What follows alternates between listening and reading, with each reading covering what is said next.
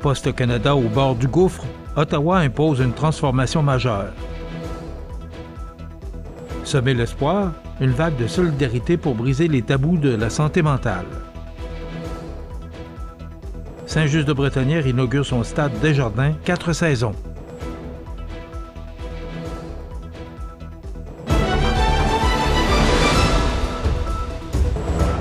Vendredi 26 septembre 2025. Bonjour mesdames et messieurs et bienvenue au bulletin régional sur le réseau de télévision CEMA TV. Le gouvernement fédéral demande à Poste Canada d'entamer une profonde transformation afin d'assurer sa survie. En effet, l'annonce a été faite par le ministre de la Transformation du gouvernement, Joel Lightbourn, qui rappelle que la société, vieille de plus de 150 ans, est aujourd'hui confrontée à une crise existentielle. Depuis 2018, Poste Canada a accumulé plus de 5 milliards de dollars de pertes. Rien qu'en 2024, le déficit a dépassé le milliard et pour 2025, il devrait atteindre près de 1,5 milliard de dollars. Au deuxième trimestre, la société a enregistré la pire performance de son histoire avec une perte de 407 millions. En ce moment, Poste Canada perd environ 10 millions de dollars chaque jour, malgré un soutien fédéral d'1 milliard injecté plus tôt cette année. Les causes sont multiples, dont l'effondrement du volume de lettres qui est passé de 5,5 milliards il y a 20 ans à seulement 2 milliards aujourd'hui, et la perte de parts de marché dans le secteur des colis, où l'entreprise est passée de 62 % en 2019 à moins de 24 % maintenant. Pendant ce temps, les coûts fixes demeurent élevés et les négociations avec la main-d'œuvre stagnent. Pour redresser la situation, Ottawa lève plusieurs moratoires en place depuis des décennies. D'abord, la transition vers les boîtes postales communautaires reprendra. Près des 3/4 des Canadiens utilisent déjà ce système, mais 4 millions d'adresses bénéficient encore d'une livraison à domicile. Cette mesure devrait générer 400 millions de dollars d'économies annuelles. Ensuite, le moratoire sur les bureaux de poste ruraux, en vigueur depuis 1994, sera aboli, obligeant Poste Canada à moderniser et redimensionner son réseau. De plus, les normes de livraison du courrier non urgent seront assouplies, permettant un transport terrestre plutôt qu'aérien et économisant environ 20 millions de dollars par an. Le gouvernement prévoit aussi de réviser le processus d'augmentation du prix du timbre afin de le rendre plus flexible et rapide. Mais, au-delà des changements réglementaires, Ottawa insiste sur le fait que la société devra revoir sa gouvernance et prendre des décisions structurantes pour redevenir viable financièrement. Le ministre Lightbourn conclut que Poste Canada est une institution nationale vitale, mais qu'elle ne pourra survivre qu'en s'adaptant à la réalité actuelle. Selon lui, la population mérite un service fiable, abordable et durable, et les mesures annoncées aujourd'hui constituent une première étape vers cet objectif. Le 10 septembre dernier, la communauté de Montmagny s'est réunie avec chaleur et conviction pour la 3e édition de Semer l'espoir, une journée consacrée à la prévention du suicide et à la promotion de la santé mentale positive. Après l'événement Ravive ta flamme en 2024, cette édition mettait en lumière la réalité du monde agricole.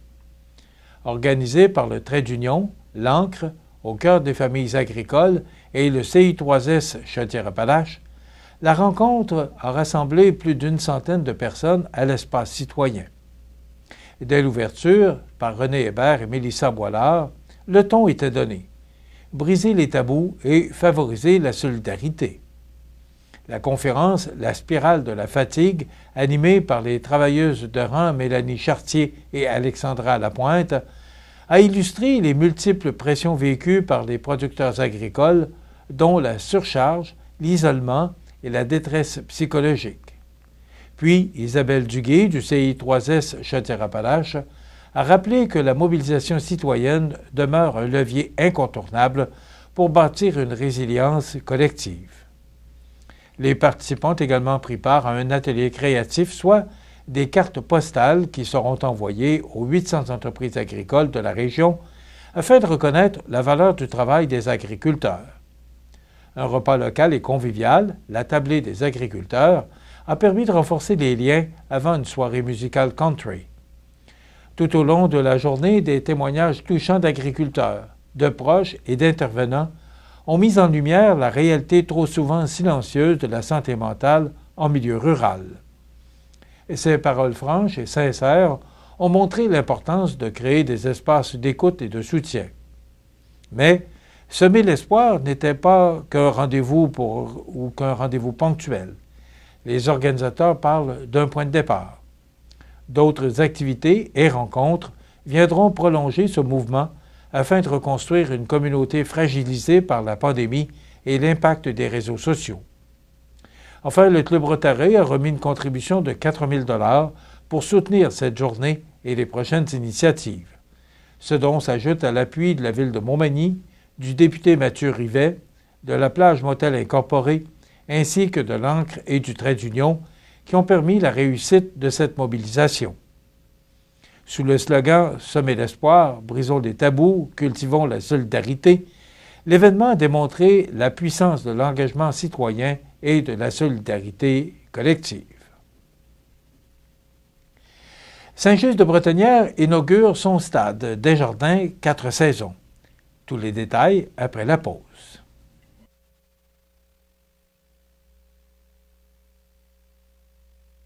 Bellissimo, un incontournable à Saint-Jean-Port-Joli. Pizza débordante de garniture, menu varié et abordable. Délicieux dessert avec des produits de grande qualité des gâteries de l'Ami. Porto Bellissimo et les gâteries de l'Ami, route de l'église à Saint-Jean-Port-Joli. Le bijoutier Carl Poulain à Montmagny offre une sélection diversifiée et raffinée de montres, bagues, bracelets et autres accessoires de luxe pour hommes et femmes reflétant l'engagement envers l'élégance et la qualité. Le bijoutier Carl Poulain à Montmagny, où chaque bijou raconte son histoire. Vous regardez CEMA TV, le réseau de l'information sur la Côte-du-Sud. La municipalité de Saint-Just-de-Bretonnière a procédé à l'inauguration officielle du toit permanent du stade Desjardins, une infrastructure qui permettra désormais la pratique du deck hockey et du hockey sur glace à l'année. Équipée de rideaux et de toiles latérales, cette nouvelle installation protège les joueuses et les joueurs des intempéries tout en favorisant la tenue d'activités sportives, peu importe la saison.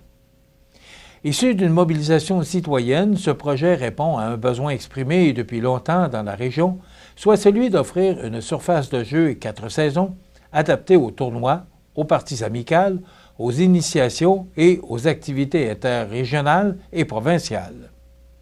Accessible à l'ensemble des populations des 8 municipalités de Montmagny-Sud, le stade deviendra un véritable lieu de rassemblement sportif et communautaire. En hiver, la glace protégée prolongera la saison de patin et encouragera une pratique accrue de l'activité physique. Les aménagements ont aussi été pensés pour améliorer l'accessibilité aux personnes ayant des besoins spécifiques afin qu'elles puissent, elles aussi, profiter de loisirs dans un environnement sécuritaire et confortable. Le maire de Saint-Just-de-Bretonnière, Donald Gilbert, a souligné la portée collective de cette réalisation. Avec le toit du stade Desjardins, on se dote d'un équipement 4 saisons qui rassemble, qui bouge et qui rayonne.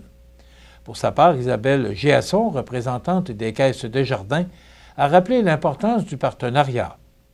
Le stade Desjardins témoigne de ce que nous pouvons accomplir ensemble quand la communauté et Desjardins unissent leurs forces.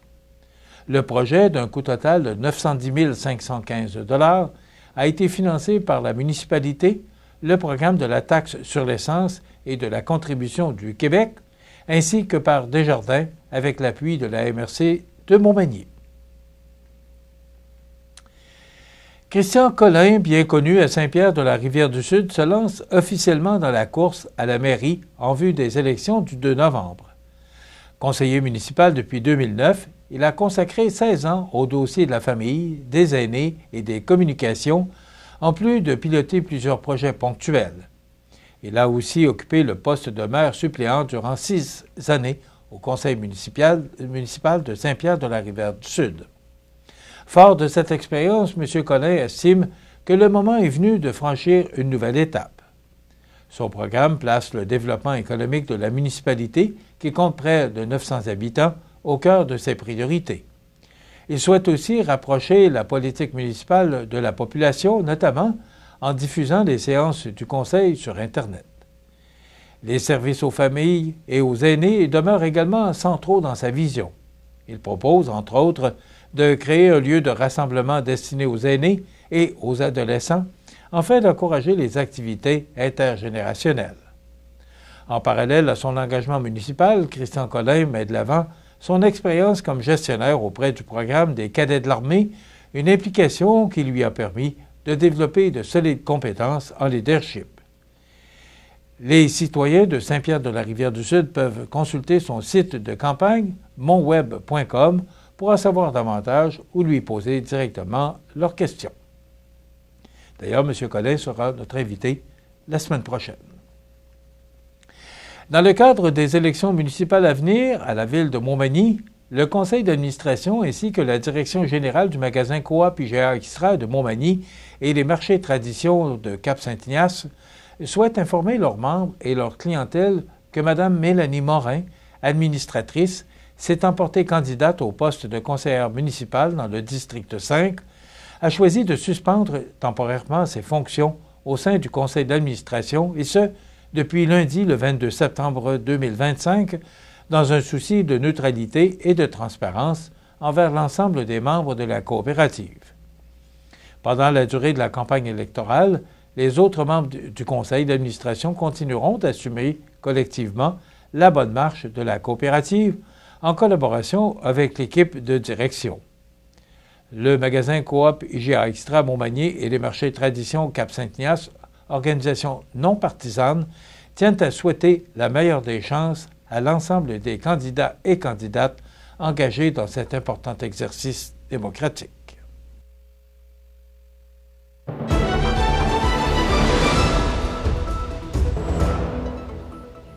Au sport, dans la Ligue de hockey Côte-Sud, ça reprendra les activités ce vendredi 26 septembre avec 2 matchs d'ouverture à Sainte-Marie et Saint-Charles. Les 8 formations de l'an dernier sont toutes de retour pour un calendrier de 20 parties qui se conclura le 7 février prochain. Le Giovannina de Sainte-Marie accueillera le Plastic Mort de Saint-Damien, tandis que le Pavage Jéricho de Saint-Jean-Port-Joli sera en visite chez les Éperviers de Saint-Charles. Les 2 affrontements débuteront à 20h45. Cette saison amène aussi des nouveautés. Un nouveau comité de gestion est mis en place sous la direction de Jean-Philippe Cloutier, qui reprend le flambeau de la présidence. Il sera appuyé par Jean-Daniel Sanson, désormais membre du comité, et par Danny Poulain, bien connu dans le milieu médiatique. Enfin, la Ligue a tenu un premier repêchage conjoint avec la Ligue junior 2A Chaudière-Appalaches. Les 8 équipes ont ainsi sélectionné 40 joueurs ayant terminé leur stage junior, renforçant ainsi le talent disponible. Avec ces changements et un calendrier bien rempli, la Ligue de hockey Côte-du-Sud s'annonce plus dynamique que jamais. Dans la Ligue de hockey junior 2A, la saison régulière 2025-2026 du Caron Industrie débute ce vendredi soir du côté de Saint-Joseph. Le match d'ouverture aura lieu dimanche, le 5 octobre, à 14h, face aux Beaucerons de Sainte-Marie, à l'Aréna de Montmagny, bien sûr.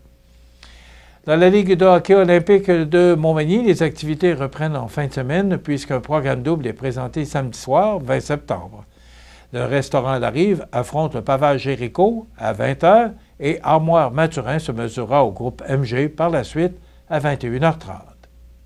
Enfin, au baseball senior, le Toiture Pro Lemieux Pro Mutuel affronte, dans le 5e match des séries, le RAM de Sainte-Marie au parc Marcel de Desjardins, ces derniers menant la série 3-1.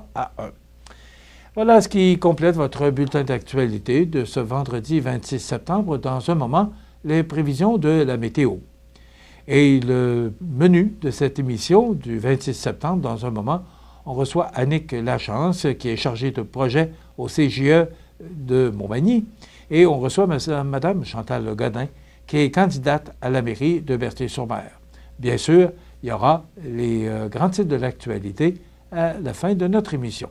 Je vous souhaite donc une excellente émission à notre antenne.